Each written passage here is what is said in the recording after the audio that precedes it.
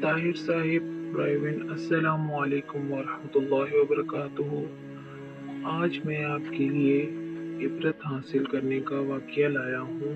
Please video ضرور دیکھیں اور فل واچ کیا کریں۔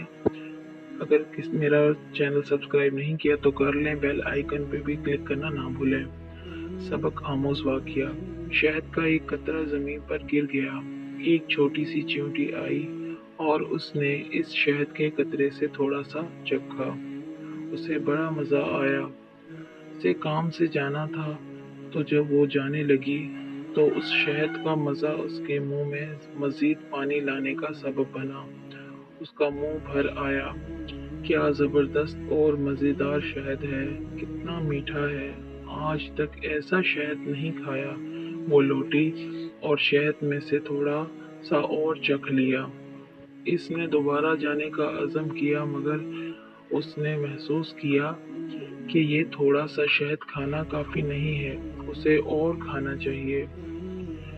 وہ رکی اور اس مرتبہ کھانے کی بجائے شہد پر گر پڑی تاکہ وہ کم سے کم وقت میں زیادہ سے زیادہ لذت حاصل کر لے۔ وہ چیونٹی شہد میں غوطہ زن ہو گئی اور لطف اندوز ہونے لگی، مگر افسوس کہ وہ شہد سے باہر نہ نکل سکی۔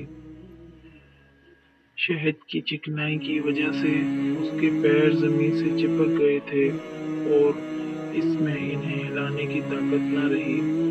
وہ شہد میں رہ گئی یہاں تک کہ وہ اسی میں ہی مر گئی۔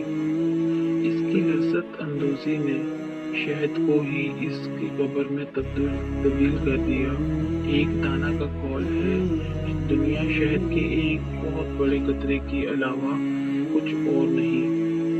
بس جو بھی اس قطرہ شہد میں سے تھوڑا اور بقدر کفایت کھانے پر اکتفا کرے گا وہ نجات پا جائے گا، اور جو بھی اس شیرنی میں غوطہ زن ہوگا ہلاکت اس کا مقدر بن جائے گی۔